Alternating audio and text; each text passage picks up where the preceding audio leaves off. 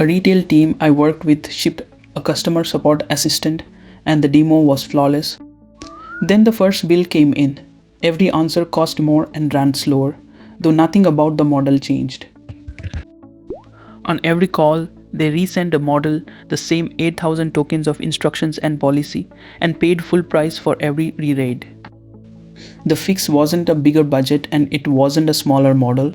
So here is the question I'll answer by the end. Why pay full price to resend the same 8,000 tokens on every request? This is the model's prompting and context domain, 13% of the professional exam. It's one fast episode on purpose. You already have the basics, and every piece is a call the exam makes you justify. At foundations, you were handed a model. Here, choosing it is the job, and it's the best one isn't an answer. The whole choice is a balance between three things: capability, speed, and cost. Hold on to that three-way trade because it's the frame behind half the questions in this domain. The docs give you a couple of honest starts. A fast, cheap model, moving up only if it can't clear your bar.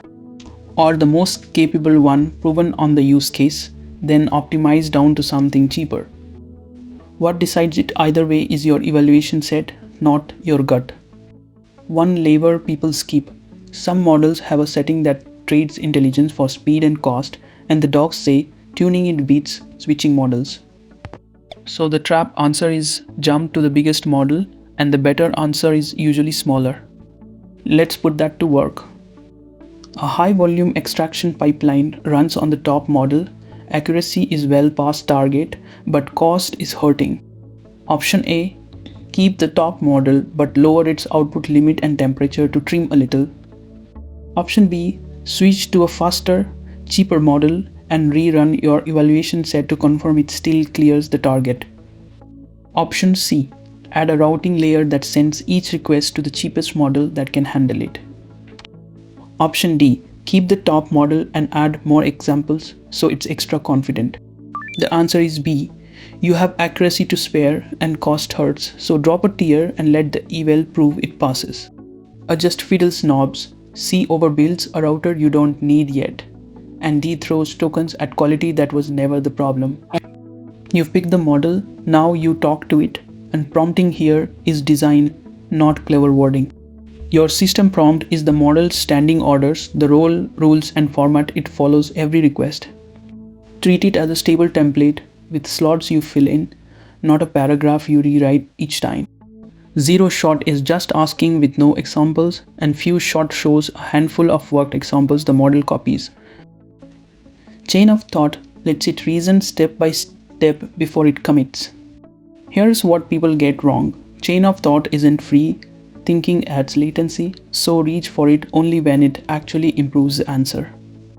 So the architect makes it think only where thinking earns its cost and skips it everywhere else. Now back to that assistant. This is where we fix it. Everything you send competes for room and attention in one window, so managing it is a skill of its own.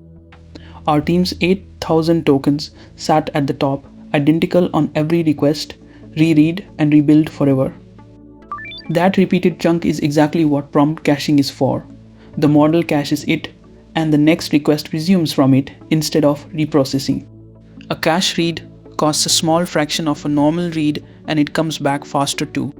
I'll admit, the first time I saw this fix, I felt silly. We'd been paying full freight to resend text that never changed.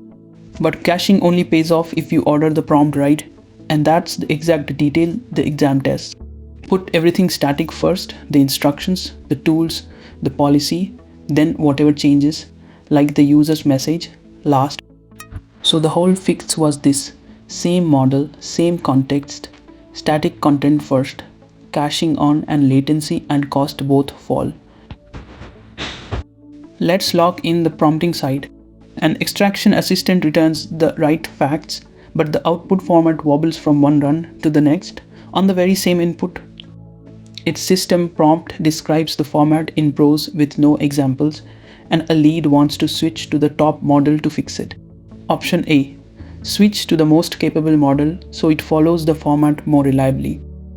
Option B. Raise the token limit and temperature so it has more room to comply.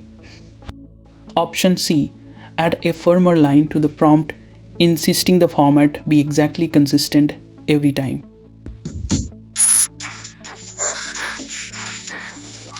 Option D. Add a couple of worked examples showing the exact output you want, so the model copies the shape. The answer is D. A few worked examples are the most reliable way to pin format and structure, which is prompt design, not a bigger model. A is scale standing in for a design fix. B just turns knobs, and C asks more loudly for what only an example can actually show. Caching is one kind of reuse, keeping repeated text cheap to resend. The other kind is not sending things at all until you need them, which is where modular prompts and skills come in. A skill is a folder of instructions the model pulls in only when a task calls for it. The clever part is how it loads, a pattern called progressive disclosure. At the start, the model sees only a tiny label, a name, and a description. Only when your request matches does the full instruction set load, and heavier files load later or never. So you can give the model a huge library of expertise and pay almost nothing until used. That's the reframe for this domain. Cache the stable stuff and keep specialized material behind a skill that only loads on demand. One more question.